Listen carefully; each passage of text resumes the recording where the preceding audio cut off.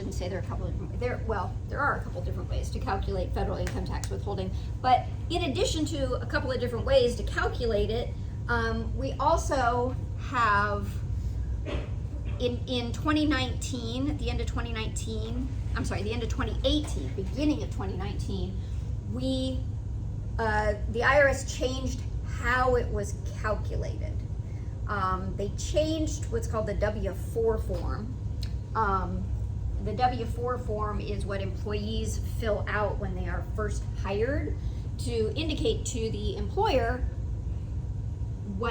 how much should be withheld from their paychecks. They completely revamped that because we had a lot of big changes in the tax law in 2017, and because of those changes, the amount of tax that people were going to owe was going to change significantly as well. So as a result of that, the IRS knew that they had to change up this W-4 form so that taxpayers would have enough withheld from their paycheck. So we need to, what we're going to look at is how we do it now. So the post, actually it was 2019. The law changed beginning of 2018, but they didn't change the W-4 form until the end of 2019. So we've got this method that we use now, the post 2020 method, but the old method is still in existence. Now, it's rare to see it, but it was grandfathered in. So if an employee had filled out one of those W-4 forms, one of the old W-4 forms, and they never changed to the new W-4 form, then their withholding would be done in the previous manner. So it's been grandfathered in. So at the end of this chapter, we are going to take a look at that old method of doing it as well. But we're going to spend most of our time talking about how it's done currently. Okay. Let me get this here. All right. So in this chapter, we're going to talk about who is covered under the federal income tax law, which means who is subject to federal income tax withholding, essentially. We're going to talk about what kinds of income are subject to federal income tax withholding as well. We're going to look at that W-4 form that employees fill out. I'm sure a lot of you are already familiar with what the W-4 form looks like.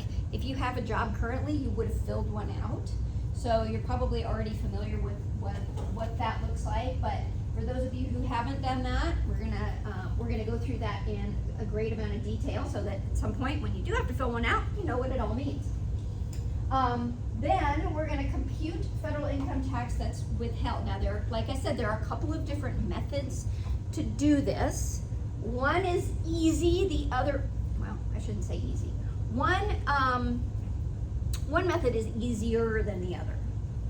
The easier method, we use a table to look up, we get all the factors that we need to input, and then we just use a table to look up the amount of withholding. Another one, so that's the percentage method. The wage bracket method is a little bit more complex, and why we would use a more complex method when we have a simpler method is simply because, like I said, the first method uses tables. Tables don't go to infinity. They stop at a certain amount of income.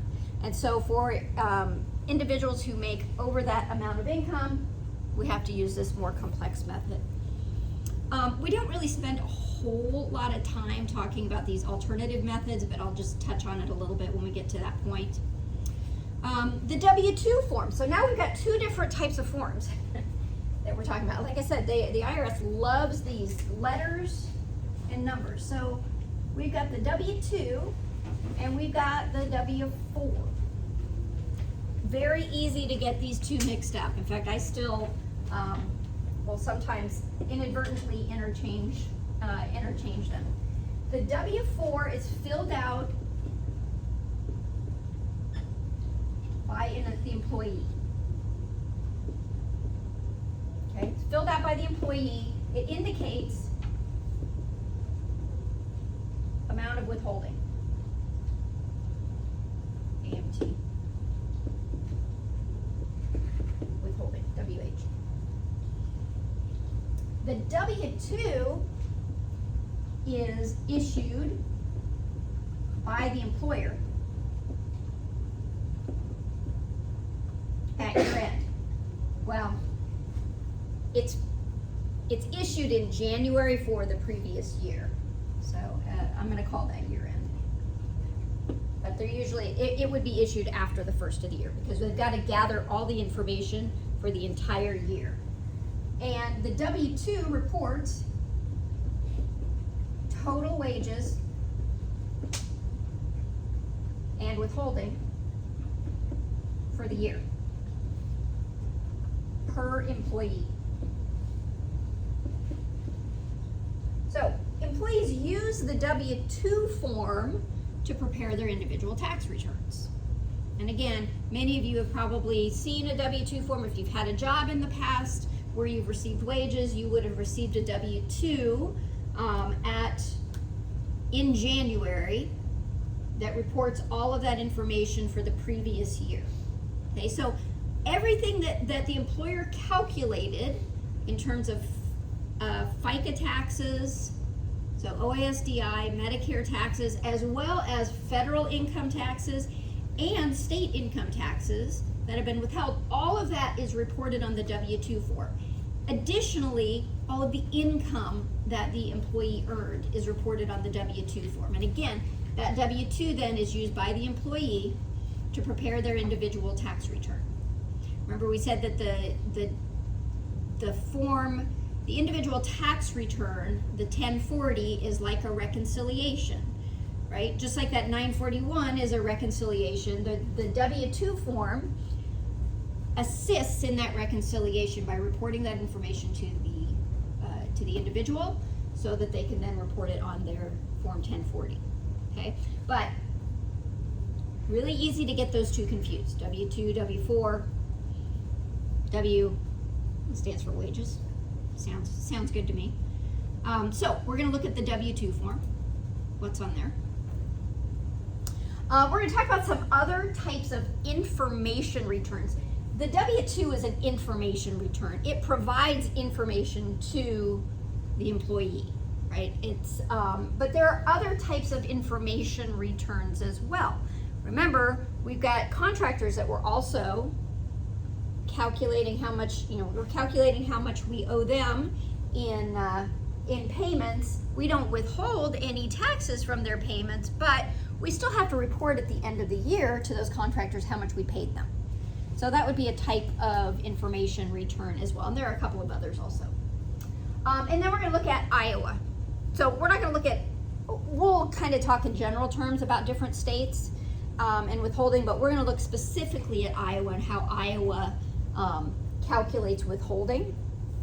By the way, Iowa is actually in the middle of we are transitioning right now from a state that whose income taxes are progressive. And I remember we talked about progressive, regressive, and we talked about that, right? I think we did. I may have touched upon it a little bit. Progressive meaning that the tax rate goes up as the income goes up. Regressive meaning the tax rate goes down as the income goes down. So like the Social Security tax. And then proportional, which is like a flat tax. Everybody pays the same rate, doesn't matter what the income is. So right now, Iowa has a progressive system in that the more income you earn, the higher the tax rate on that additional income. Iowa is transitioning right now to a flat tax.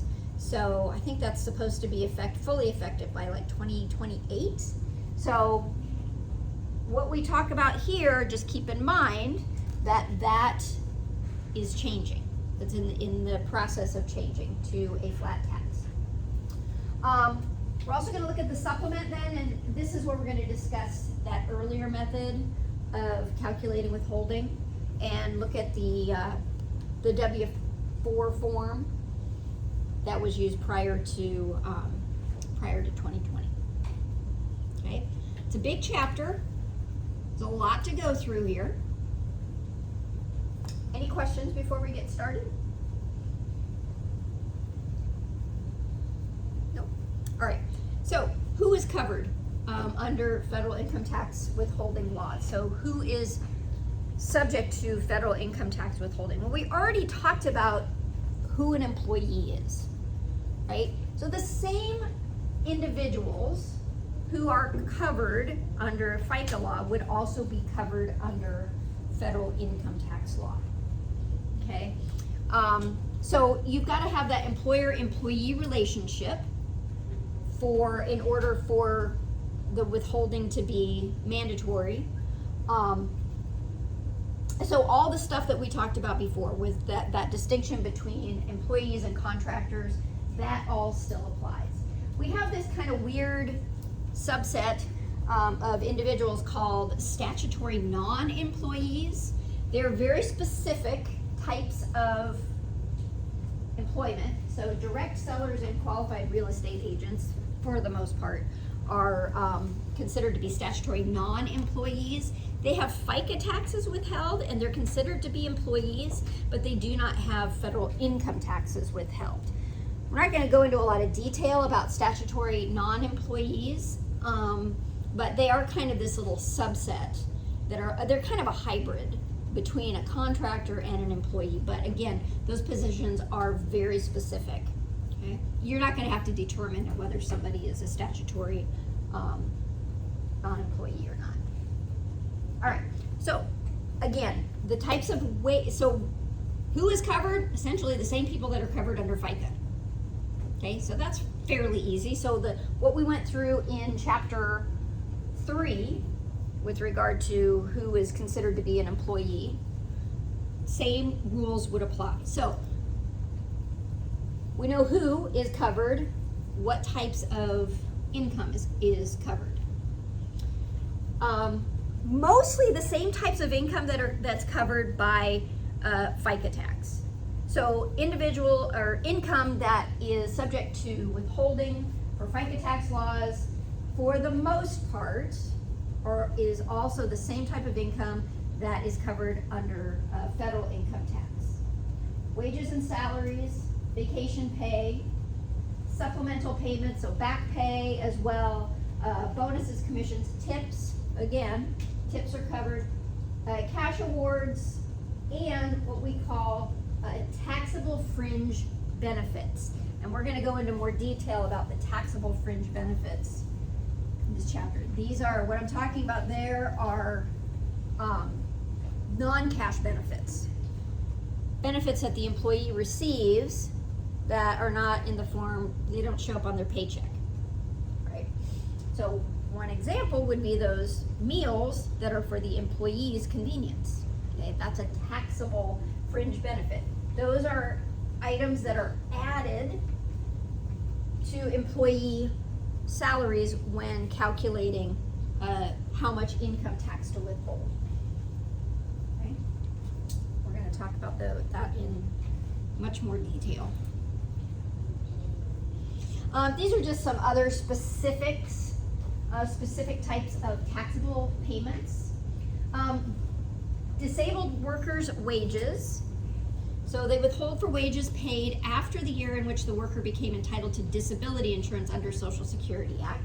So we're talking individuals who are receiving disability, some type of disability income. Drawing account advances. A lot of individuals in sales will receive a regular salary, but that salary then is offset by commissions. So in order to make that salary, they have to earn a certain amount of commissions, but they're guaranteed at least a certain amount every month. Those are called drawing account advances. So advance payments to salespeople that are against their future commissions. So the assumption is they're going to make those commissions at some point, and it's just an advance on that. Unearned salaries for which they are to perform services, but for which they are not legally obligated to repay. Gift certificates would also be that's considered a cash equivalent. So it's just like cash, so that would be considered taxable. Meals and lodging, we go back to that. Again, the distinction between whether it's taxable or not is whether or not it's for the employee's convenience or the employer's convenience. It's for the employer, it's not taxable. It's for the employee, it is taxable. Right? Moving expenses. This one's kind of crummy.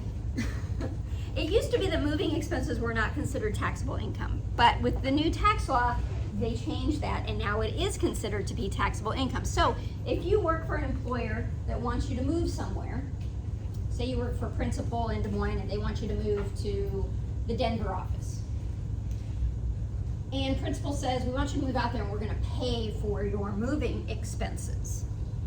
Well, that is those expenses, even though you are paying, like a moving company, you've got money out of pocket for it, and if you're getting reimbursed for it, that's considered to be taxable income.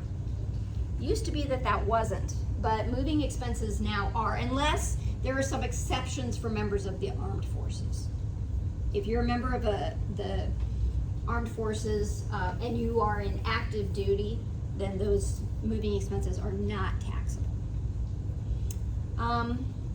Let's see. So partially exempt employment. What we're talking about here is if somebody is performing services partly as an employee and partly as a contractor, which is possible. It's rare, but it's possible for that to happen. If they spend half or more of their time in a pay period performing services, then those wages are subject to employment taxes, and all of that income would be taxable. Okay? If it's less than half, then it can be divvied up between the hours, but more than half. Payments to non-resident aliens are always subject to withholding, even amounts, even not just wages. So interest income, dividend income, that kind of thing, other types of income as well. It is subject to withholding. Scholarship income. So if a student receives a scholarship and the scholarship is used in total to pay for education expenses, supplies for their education, that sort of thing, and they are not performing any services in exchange for that, then it is non-taxable. If, however, the student has to perform some sort of service in exchange for that income, then it is considered to be taxable income and is subject to income tax withholding. Sick pay is also subject to withholding, whether it's paid by the employer or a third party. Third party would be like some employees get supplemental, pay for supplemental insurance that would cover them in case of an accident or injury. So AFLAC is an example of that, or any longer term disability. That is subject to withholding as well. Unemployment compensation. So if you receive unemployment benefits, that is subject to income tax withholding. Okay. And then travel and business expenses. They talk about this, they mentioned this non-accountable plan. There are two different types of plans. One's called an accountable plan and one's called a non-accountable plan. If an employer has an accountable plan, which essentially is just a contract written up indicating what types of out-of-pocket expenses the employer is going to reimburse for, and as long as it's not discriminatory, like certain employees get it and certain employees don't, it has to meet particular guidelines. If the employer has that, then any reimbursements that the employee receives are not taxable income. So for example, if you work for an employer and you drive your personal car and they reimburse you for mileage, a lot of employers do that if you have to use your personal car, and if they have an accountable plan on file, then that mileage reimbursement is not taxable. If, however, they don't have an accountable plan, then that would be considered taxable income to the employee. The accountable plans are super easy to set up. You actually don't even have to send it in to the IRS or to anybody. It just has to be on file with the employer. They're like templates online that employers can use. I used to help employers make those, put those together. So super easy to do. Okay. Questions so far? So we know who is subject to federal income tax withholding, same folks who are subject to FICA tax withholding. And we looked at a list of types of income that is subject to federal income tax withholding. And, you know, for the most part, it's the same type of income that is subject to FICA tax withholding. We do, however, employers, how do I put this? There are certain types of non-cash income that is considered to be subject to income tax withholding and subject to taxes. We have a couple of different, I'm going to put this chart up to hopefully assist in keeping all of this stuff straight. So we have employer provided fringe benefits.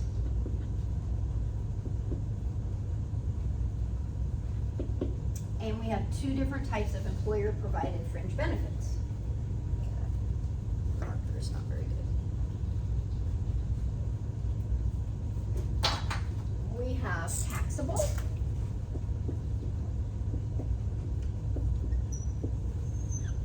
And we have non-taxable. Oh. It's even worse.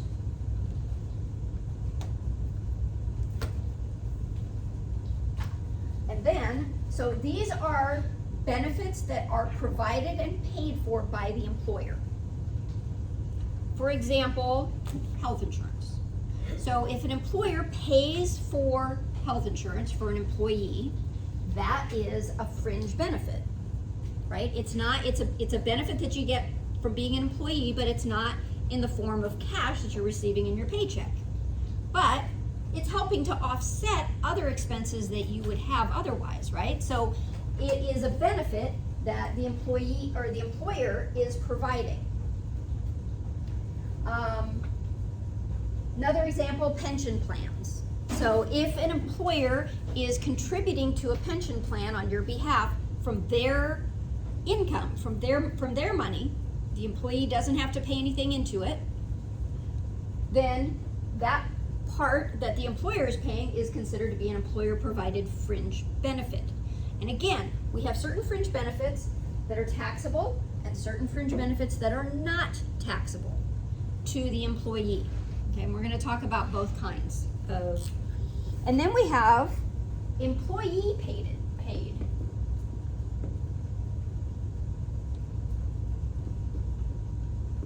fringe benefits.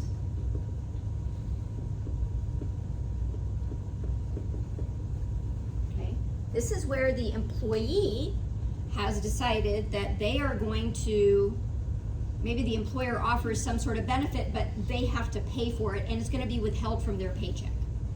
Right? So the amount is going to be withheld from their paycheck. We have two types here called post-tax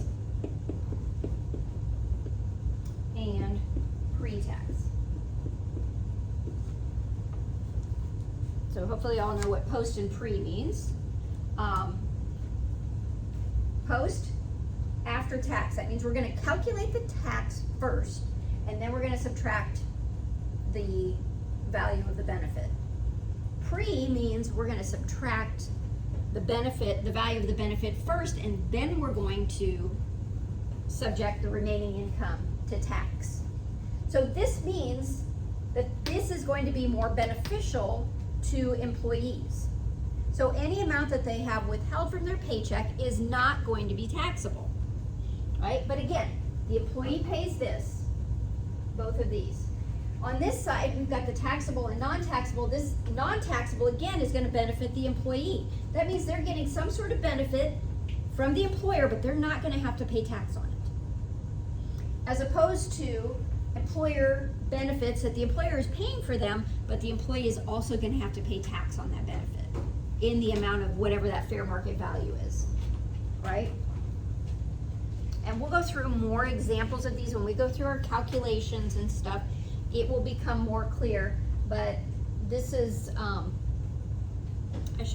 don't think I have a whiteboard photo of that. So if somebody wants to take a picture of that, because my camera is currently occupied, you're welcome to do that. So fringe benefits. So these are benefits that the employee gets that the employer provides. The employer may pay for them, the employee may pay for them. Some of them are taxable, some of them are non-taxable.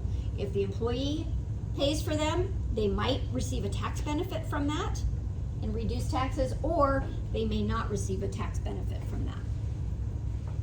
So, how do we determine how much is, if it's taxable, or well, in any of these cases, what the value is of that? Because it's not cash, right? So it's gonna be whatever the fair market value is of that item. So fair market value of the benefits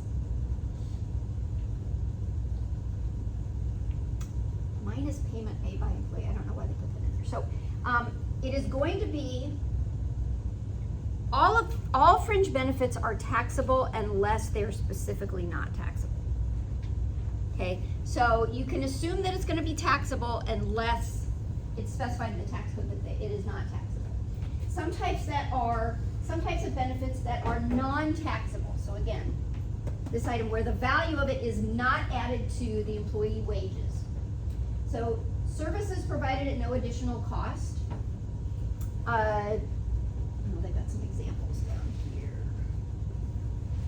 Let's see what kind of examples they have. They have an example of a service.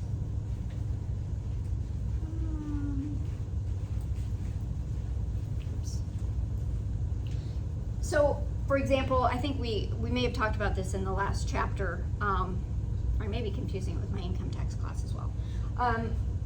If an employee of an airline, so if an employee of an airline receives an airline seat that is unoccupied, so they're not displacing a customer by having the employee fly in that seat, so it doesn't cost the employer any additional money, that would be considered a service that's provided at no additional cost, and so it would not be taxable to the employee.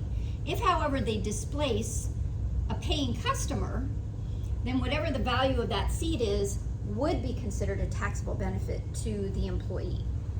Okay, so that's an example of a service provided at no additional cost. Qualified employee discounts up to a certain amount, up to I think it's 20%. So you can, if you work for a retailer and you are allowed a discount on their, if you purchase their items, then up to 20% discount would not be considered a taxable fringe benefit. It's a non-taxable. Use of on-premises athletic facilities. There are some places that have gyms. DMAC has a gym here, right? Employees may be able to use that gym, actually are able to use that gym. If it's on premises, then the value of that is not taxable to the employee.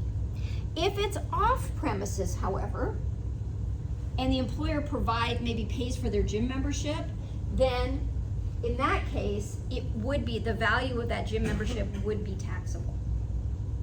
So DMAC's a good example. So employees can use the athletic facilities here if they want to be members. But DMAC has locations spread out far and wide across the state. So it's not very convenient for every employee to be able to do that. If they join a different athletic facility, DMAC will reimburse up to a certain amount for that gym membership. But because it's off premises, it is taxable to the employee. Reduced tuition for education. So if the employer helps to provide up to $5,250 a year in tuition reimbursement for a non-related for non-career related education, then it is not taxable to the employee. Any amount over that would be taxable to the employee. Again, that has, whether it's related to the career or not, makes a difference. Certain working condition fringe benefits, and so this circular E is something you guys might want to look. I don't know if I have added that in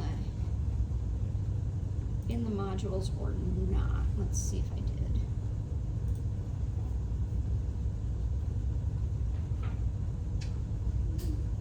Oh, you guys might want to actually see chapter 4, huh?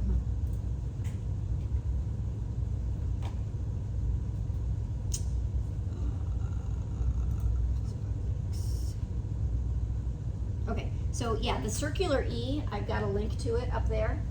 Circular E is the employer's payroll guide, employer's tax guide. And it is a really good summary of essentially a lot of the information that's in this chapter as well as in the other chapters, okay? So this is a good thing for you to download and refer to. It can be very helpful.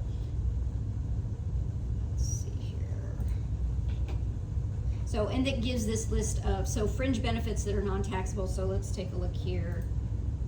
So let's see. Wages and other compensation. So, tips and session. Supplemental exception for the general rules of wages, provides additional information on wages, including non-qualified deferred compensation, information on other forms of compensation as well. So employee business expense reimbursements, a lot of these things, they go into detail about that accountable plan that I was talking about versus a non-accountable plan. Wages not paid in money. So meals and lodging, medical care reimbursements, health insurance plans, fringe benefits, non-taxable fringe benefits. So there's a list here, page 17 and 18, a more extensive list of types of fringe benefits and what the book goes through.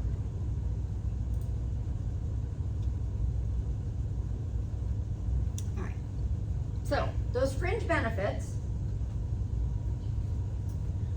if we are adding fringe benefits, if they are taxable, this is what we're talking, these are the fringe benefits right now that we're talking about, those that are taxable to the employee.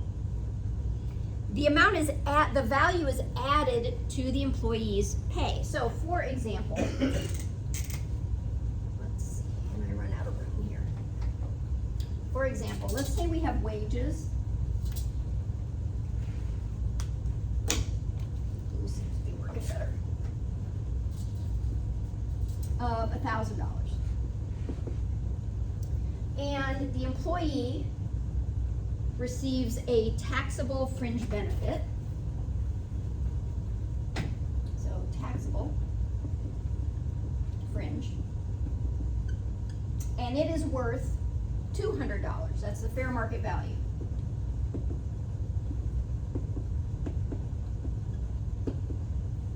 Then the tax that we calculate is going to be based on $1,200 of income, not the $1,000. Now the employee didn't receive that $200, but they are going to have withholding that includes that as income. Okay, so this would be then the taxable amount. So this is taxable fringe, taxable wages.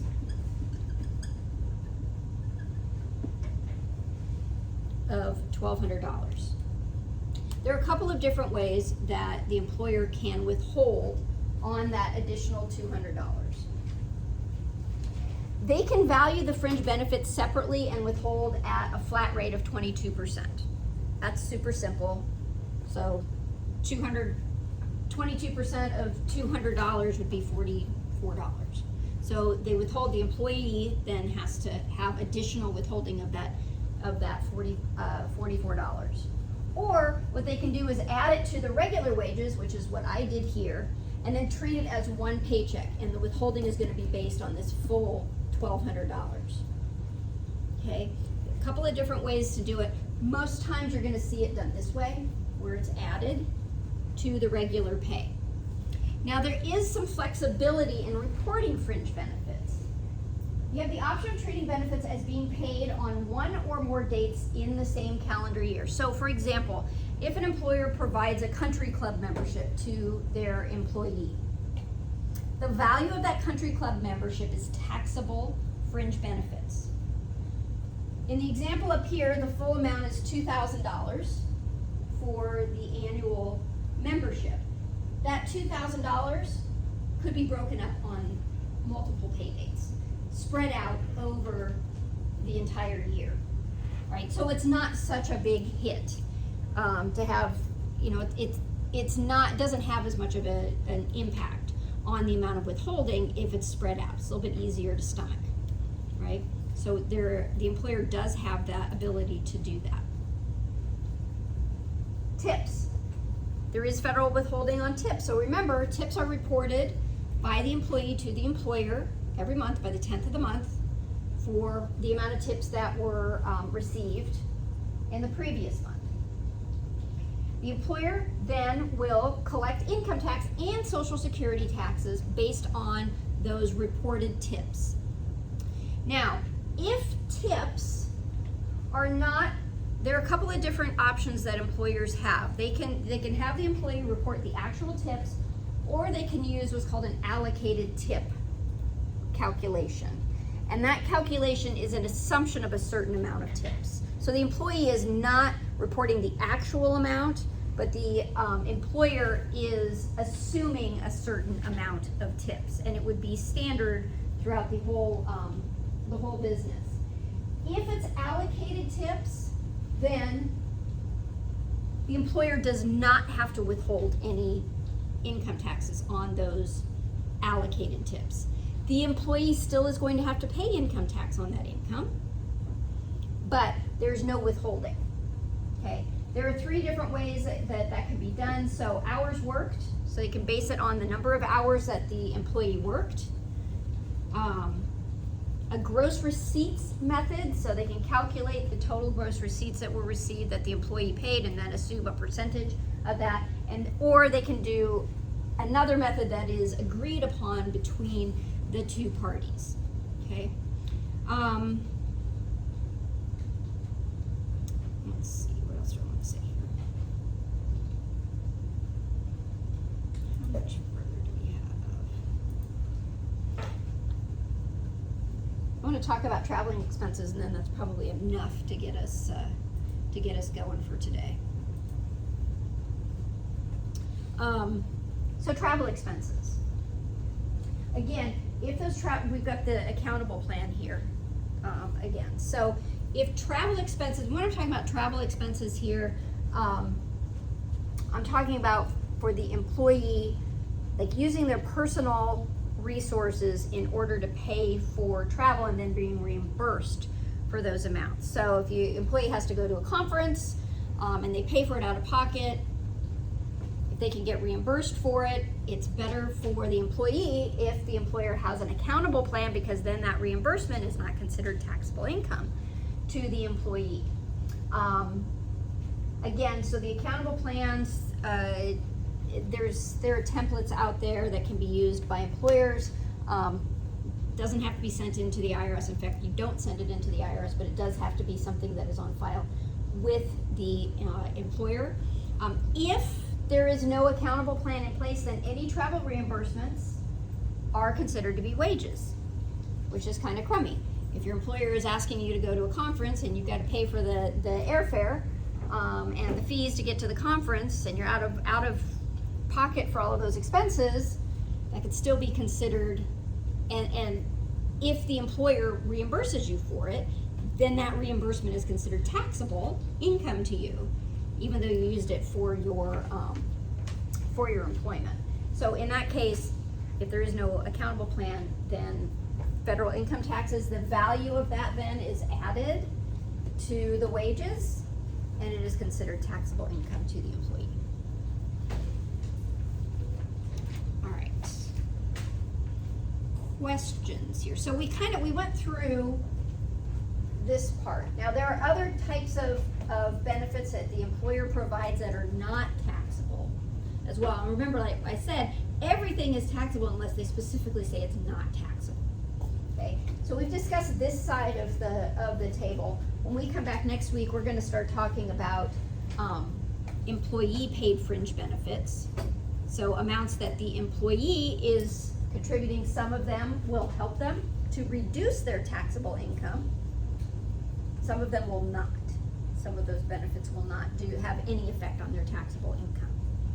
Okay, so we'll talk about that left side next week. Questions? We will get to calculations. You'll have more calculations than you care to deal with in this chapter. All right, you guys are welcome to go a little bit early.